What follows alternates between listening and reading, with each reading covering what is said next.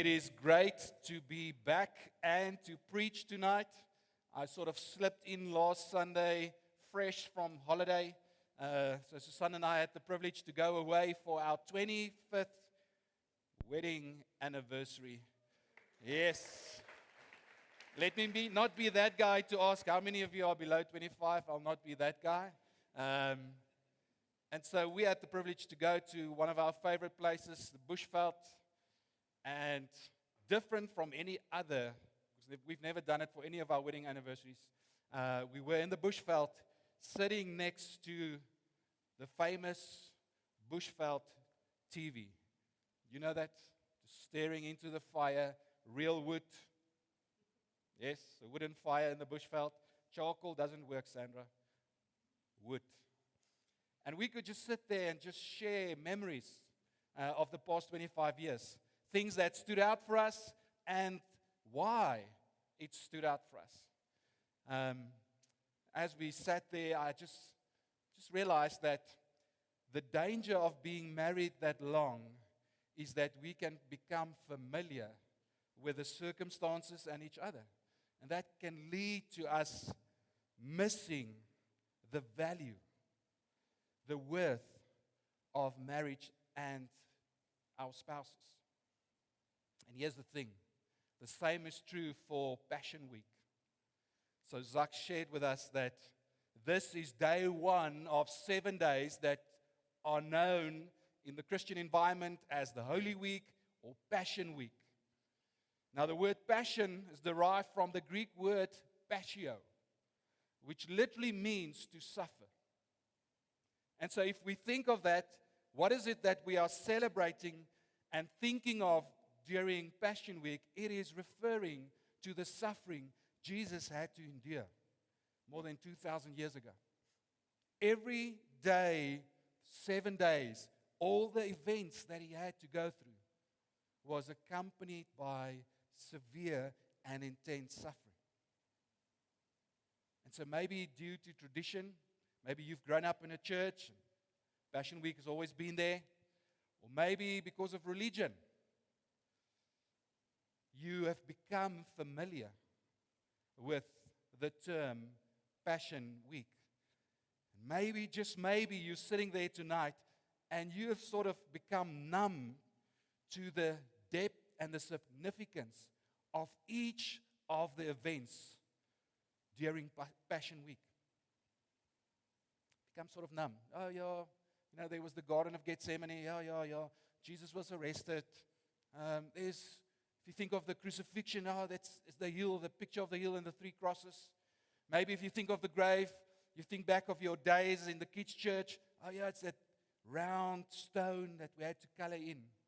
We become numb to the real significance of each of these events. And so that is why this week we are going to slow down. We are going to pause. Tonight and Friday and Sunday, we're going to focus just again on the different events. And I pray tonight that you will not sit there, and when I say to you, we're going to speak tonight and reflect tonight and think tonight about the events of Gethsemane, that you go, oh yeah, that's where Jesus took his disciples and he went and prayed and they fell asleep. Pray that you will open up your hearts tonight to really and truly see just the significance and the depth of things that happened that night and the impact it still has on our lives today. So you can open your Bibles with me, Matthew 26. We're going to read together from Matthew 26. And my theme for tonight is crushed. One word, crushed. We're going to read together from verse 36. Matthew 26, verse 36. And so before I read, you will see we will pick up Jesus and his disciples enter into the garden. But before this, literally a few hours or hour before this, they were still in the upper room having the Last Supper together. This is where Jesus washed his disciples' feet. All of his disciples' feet, including Judas. And in that, there's a significant moment. And it's also the moment where Jesus then looked towards Judas and gave him the bread to say, "This is the one that will betray me tonight."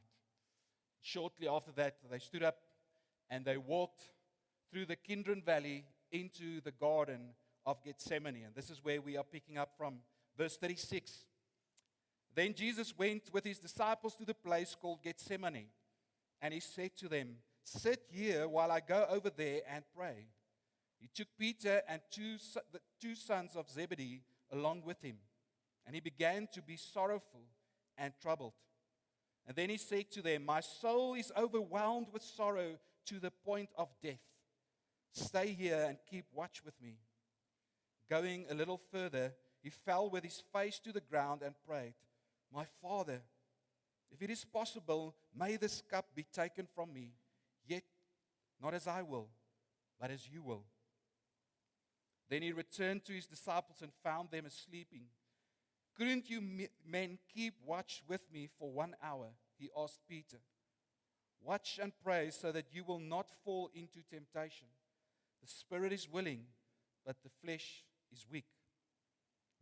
He went away a second time and prayed, "My Father, if it's not possible for this cup to be taken away unless I drink it, may your will be done." And when he came back, he again found them sleeping because their eyes were heavy. So he left them and went away once more and prayed the third time, saying the same thing. Then he returned to his disciples and said to them, "Are you still sleeping and resting? Look, the hour has come, and the Son of Man is delivered into the hands of sinners. Rise, let us go. Here comes my betrayer." And so everything, when you study the words and the deeds of Jesus, everything Jesus did during his 3 years of ministry had a deeper meaning than what was originally noticed.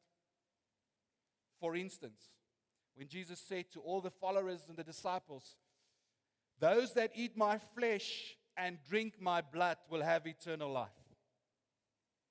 It's a good example of everything, mostly, that he said and did had a deeper, significant meaning. And if you only took it at first glance, you might miss that deeper, unique, and significant meaning. And the same is true for the events here in the Garden of Gethsemane. At first glance, when we read the story, you go like, "Oh, yeah, it makes sense. Jesus is sorrowful. He's not in a good space, and that's why he wants to be alone." But is that truly the meaning of what is happening here? And so I'm going to use 2 questions tonight just to share with us just the deeper meaning of the events, the significance of those events, the impact those events still have on your and my life. And the 2 questions are the following. Why did Jesus go and pray 3 times? Why did he not just go and pray once? And the second question, how did Jesus respond in this intense emotional moment? Why did Jesus go and pray 3 times? I mean, he could have left the disciples, went away, and prayed for hours, minutes, days, and then come back. Why 3 times? And so the answer to this question is found in the meaning of the name Gethsemane. Gethsemane literally means the olive press. Literally means the olive press, and there's going to be pictures up there of the olive press. And so the process of taking an olive and pressing it to get olive oil, listen to this, had 3 phases. 3 phases that this olives had to go through to produce olive oil. Jesus prayed 3 times. And so after the olives was harvested, it was placed in a millstone, and it was grounded. You will see the heavy rock there. It was grounded until it formed a olive pate. And so this pate was then taken and put into different bags and placed on top of each other. And at the bottom, you would find a pressed stone. And so traditionally, they would take and stack 11 to 15 bags on top of each other with a pressed stone at the bottom and a pressed stone at the top. And so then weight was added to the top pressed stone. And through this process of severe pressure, olive oil was pressed out. And so in his deepest emotional turbulence, we see how Jesus experiences the weight of that which he had to endure during Passion Week coming down on him like this pressed stone. In that moment, it felt like an olive being crushed. Verse 37, and he began to be sorrowful and troubled. Then he said to them, my soul is overwhelmed with sorrow to the point of death. Jesus felt the weight of the cross. Jesus felt the severe weight of being scrutinized, being cursed at, being crucified in that moment in the garden. And through this, through us seeing just these raw emotions in the story, we know that he was fully human. Everything that he endured throughout this 7 days, he endured as a human. Being fully God, but yet here we see fully man. And so with the first phase of putting pressure down on this olive pate, the purest form, filtered olive oil was produced. And because of Jewish law, this olive oil was taken, first produce was taken to the temple, where it was used to anoint kings and anoint priests. So the first oil, first phase of pressure being put down, the purest distilled, filtered form of oil was produced, used to anoint kings and priests. This oil was viewed as being holy. And so everything Jesus endured throughout that week confirmed every prophetic word given in the Old Testament about the things the Messiah, the coming Messiah, had to endure, proving that he is the Messiah. So what is the meaning of the word Messiah? Anybody? Anybody? You can shout it out. This is a Lekker church. Savior? No. The anointed one. Jesus, the Messiah, was the anointed one. The King of kings. The last high priest.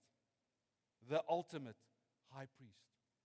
And so through the crushing of the olive and the producing of the oil, we see through the crushing of his body, answering every prophetic word, he becomes the anointed one, the King of kings,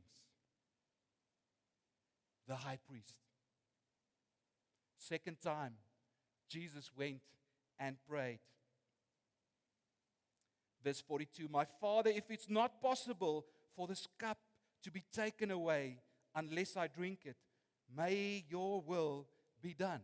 And so first phase, the purest distilled, filtered olive oil was produced without blemish, like the lamb that was slaughtered.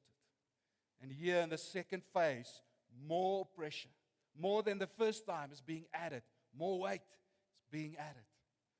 to the top pressed stone.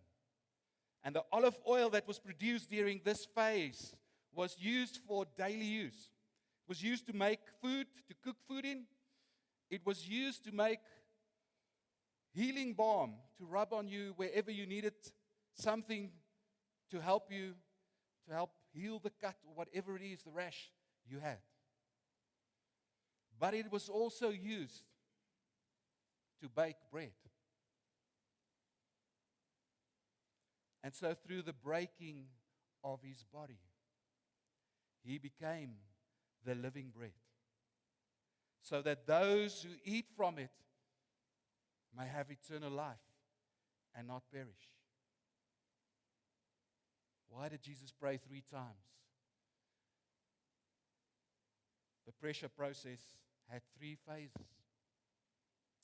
The third time, Jesus went and he prayed. And the third time, we see the last phase was the heaviest of heavy weights being added to the top pressure stone. And the olive oil that was produced during this phase had a deep red color. And it was used to produce soap for the cleansing of the body. It was used for oil in an oil lamp to produce light.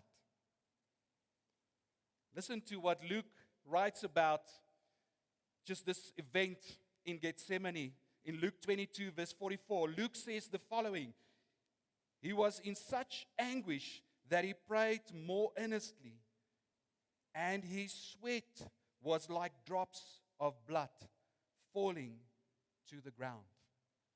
This is a medical condition referred to as hematidrosis. Now, hematidrosis, there on the screen, means the following. Hematidrosis is a condition in which the tiny capillaries that feed the sweat glands rupture, causing blood to mix with the sweat.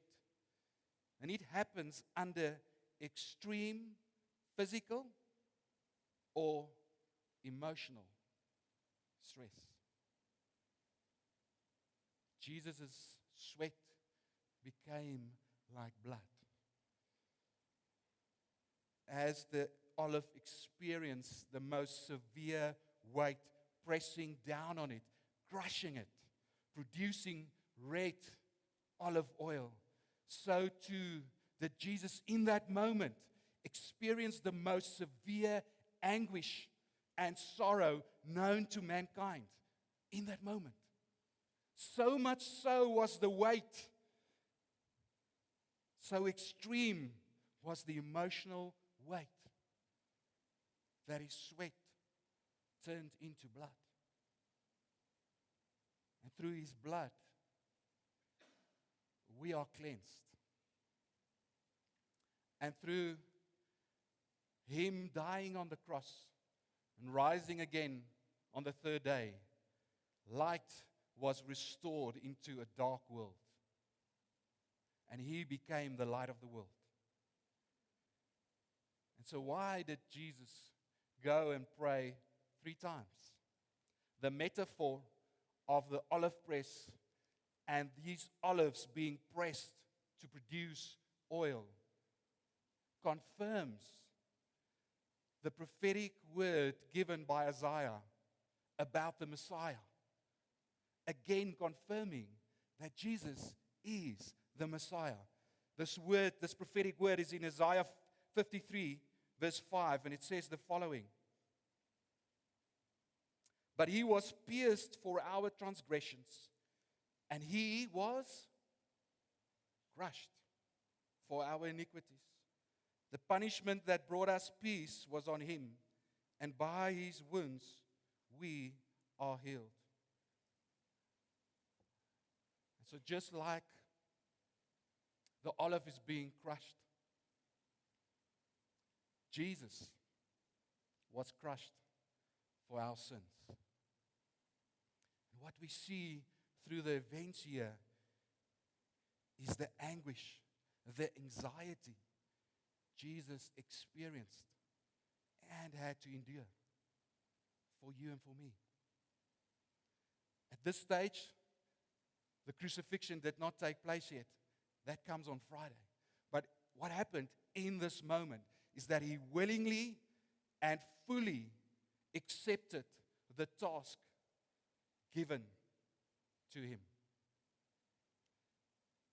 The anguish, let's just be clear about this, wasn't because Jesus feared death. The anguish that he experienced on your and my behalf is because he knew the wrath of God against sin. And he knew that he had to fully bear it on my behalf. And he willingly, completely gave himself up to be crushed for our sins. Second question.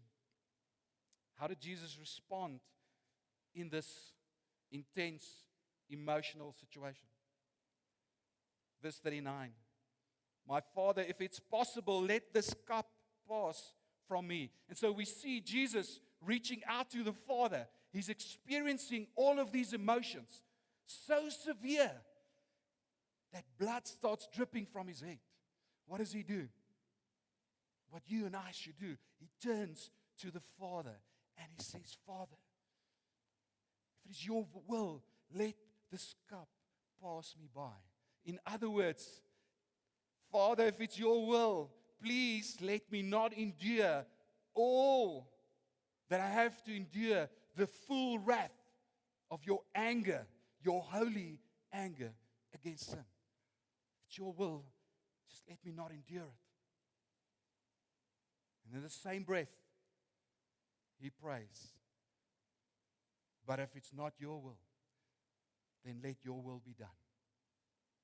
And so in the past few weeks, we've been praying about pressure times, tough times, speaking about faith and grace.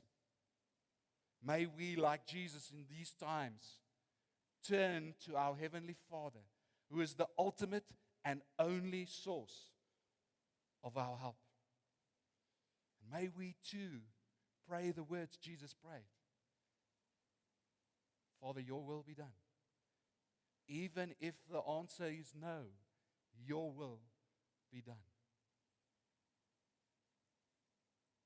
What is the impact of these events in Gethsemane for you and me? Now that we see that it's not just about Jesus being sorrowful, wanting to be alone, what is the impact that you and I need to see tonight that is still relevant? You and I do not have to drink the cup. The cup referred to here is the cup of judgment, of dying a death so severe to pay for sin. You and I do not have to drink that cup anymore. You and I do not have to fear death. He was crushed so that when we cry out for salvation, we are redeemed and we are saved. And so I started off by saying, maybe, just maybe, it is possible that we've become familiar with Passion Week. We've become sort of numb to the events, the real in-depth significance of these events. When you look and you think of Passion Week, when you look at all the events, the crucifixion, the tomb, the cross, Gethsemane, do you still see the significance? Do you still see the impact this has on your life? Do you still view this week as a week where, like Susanna and I did, you can look back, and it's with thankful hearts that we can look back and think of all these events? Do you still look back in this week with a thankful heart? Do you still in this week go on your knees and say, God, thank you, thank you, thank you? Or if we become so familiar with Passion Week that it's become more about a long weekend, Easter eggs, and rest. Because of this week, more than 2,000 years ago, you and I do not have to fear death. In Jesus, we are saved. Because of these events, you and I do not have to fear anymore, because it was finished and done. The cup was drunk on our behalf. I do not have to endure the suffering and the pain, because He did it on our behalf.